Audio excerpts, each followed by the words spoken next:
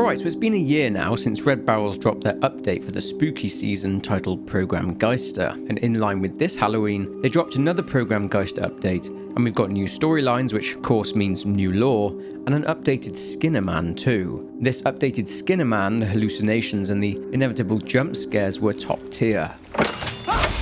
Now, some of the lore discussed in this video will link into events from the previous update, Project Countdown, and if you want to watch my video on that update, then the link is up there or down in the description. Please be aware that past this point there will be spoilers in this video for the Outlast Trials, so bear that in mind. And let's jump in. So as mentioned, the previous update was Project Countdown. The idea was that by strapping explosives to a reagent's chest, it would amplify the therapy, and as we saw, the reagent had to use time extenders in order to prevent their bomb from going off. In those trial environments, we also saw various radios about the place. The radio had been giving the reagents messages such as wait and escape, but amongst the static there was a beeping pattern, Morse code, and the Morse code spelt out, "Amelia, I got out, I'm free." This means that someone had escaped from the facility and was trying to contact the other reagents inside. We also saw that a female reagent, Reagent 1733, had been found carving a series of words into a corpse, which effectively spelled out the phrase egregore, which is another term for a collective consciousness and also used to describe a group of people with a common goal. Although we didn't learn anything new about egregore and that particular story thread in this update, we learned that the reagent was attacked and was near dead. Upon being questioned, the reagent wasn't making much sense, but before dying, uttered the words, "I'm sorry, Amelia." We learned a little bit more about this storyline in this update, so let's now move on to the new documents. Storyline 32 revolves around the radios found during Project Countdown. Those of you that have been following this lore journey will be aware of the journey of Cornelius Noakes, one of the denizens and the engineer for the trials. Noakes is a prisoner there just like our reagent, although he isn't part of the therapy, as a former engineer for the military. He's been accused a few times of sabotaging equipment by the Sinyala architect Moses Scarfiotti, and this happens again in mid-April 1960 when Noakes asks Scarfiotti why Murkoff are so concerned about a radio. It seems that Murkoff are very worried about the damage that these radios pose. Scarfiotti, in line with his role as the architect, states that every element of the trials is carefully placed and adjusted, as he puts it, for maximum psychological impact. He's previously compared the layout at the Sinyala trial environments to Disneyland.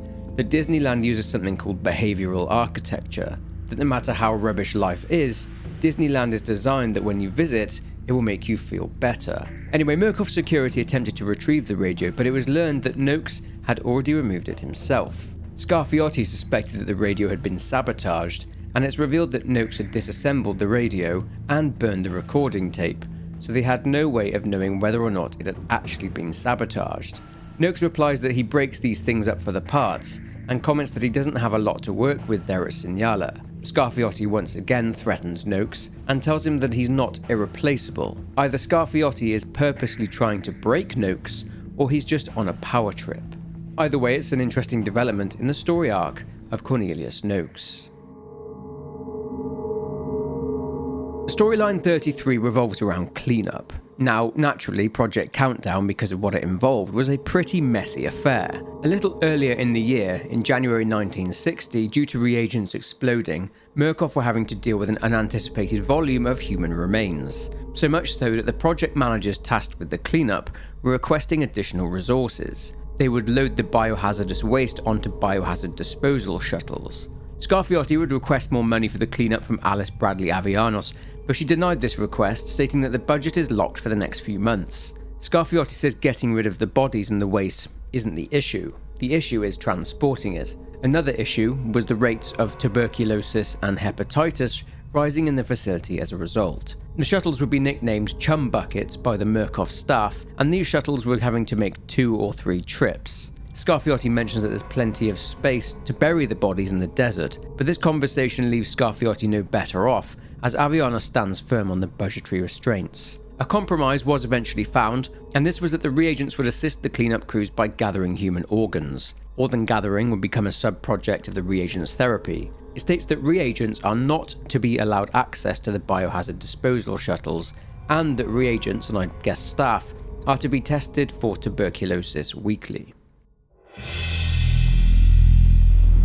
Next we'll skip storyline 34, which we'll cover last, and look at storyline 35 as it ties into what we've already been talking about. Now this is where things get interesting. On the 12th of April 1960, a memo was sent out stating a discrepancy in the evaluation corridor and exit shuttle records. The previous day, 4 reagents entered a Project Countdown trial and went to the dock's trial environment. Just under an hour later, only 3 reagents returned. It was considered that this missing reagent simply failed to extend the time on their bomb device and was, well, blown up. That was until the cleanup crews found an unconscious pusher without his gas mask. Given that there are toxic gas areas in the dock's trial environment, it's possible that this person escaped, or that they are still there somewhere. The very same day, forensic analysis from the docks only compounded Murkoff's fears. Clyde Perry writes to Alice Avianos and states that the Sinyala staff have erased the records of the reagents involved in the trial and have questioned reagent 0741, who was the one that initiated the trial. They tried to interrogate the pusher, but this was unfruitful, as the pusher just warbled on about random stuff. But this wasn't what concerned them. What concerned them were bare footprints being observed outside the X-Pop insertion gate. There was also evidence of vandalism and mechanical and electrical components having been removed and that were missing. They realised that a reagent has escaped the trial environment. The following day, Easterman seems terrified.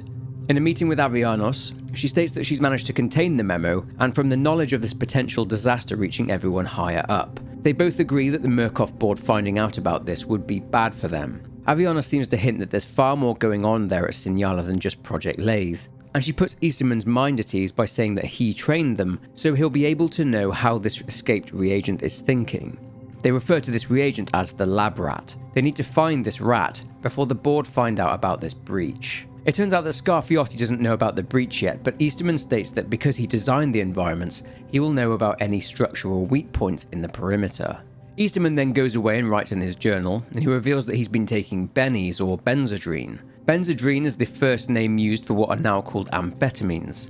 One particular brand today is Adderall. These pills would be used to keep people awake and to boost their mood. He writes about reagent 0877, Simon Peacock, still being there at the facility, and Peacock had been telling Easterman about a potential escape for weeks. He is confused as to how, as he owns their dreams, they are able to keep secrets from him. This potentially links into egregore and the hive mind between the reagents, a shared and collective consciousness that Easterman is not privy to. He talks about losing control. Clyde Perry sends a memo to Alice Avianos and says that interrogations of the reagents have been unsuccessful, with each and every one of them claiming they went to the trial as a team of 3 and that there was no 4th person. He suspects that due to the effects of the trauma and suffering that the trials are giving the reagents, they have developed a resistance to interrogation. The following day, Easterman claims he's cracked it. Amelia. He took Avianos' advice and owned these people's dreams, and this essentially amounts to him drugging reagent 0741 as part of their paralytic trauma therapy, and 0741 spoke the name Amelia. Keeping his questions simple, 0741 spoke of Amelia as if she was some kind of prophet. Asking the other reagents the same questions returned the same result, Amelia. And Easterman says that he would do a record search for this Amelia, but that it'll be too time-consuming. He says that he'll keep this information to himself, and wonders, since she's been in the walls for 3 days now, when she's going to make a break for it. We do see that Amelia in various trial environments has been leaving messages on the walls, such as "There are no chains," "Everyone revolt," and "We will rise." This tells me that she's potentially using the X-Pop system in order to get around the different trials. Now, I think 2 things could happen here, and that will be either Amelia helping more reagents escape, or Amelia will be killed, becoming a martyr, and that the reagents will indeed rise up in a revolt, but that remains to be seen. This was the most exciting storyline from this update, and I'm eager to see where things go from here.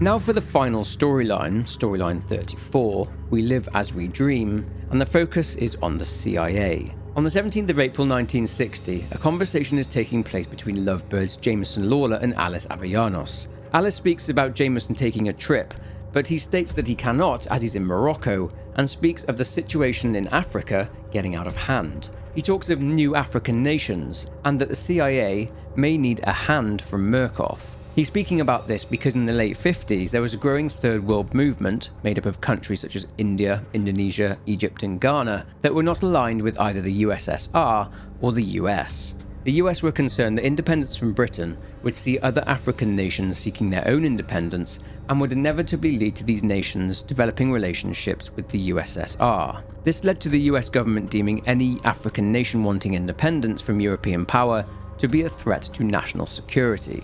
The CIA would then work very hard to try and sabotage this independence movement. Bribes, stoking conflict between political parties, overthrowing elected governments and installing puppet regimes were just a few of the ways that they did this. Through US interference in the Democratic Republic of Congo, in which the Congo's first democratically elected leader, Patrice Lumumba, was assassinated, and a puppet regime, led by the dictator Mobutu Sese Seko, was installed by the US and was in place for over 30 years.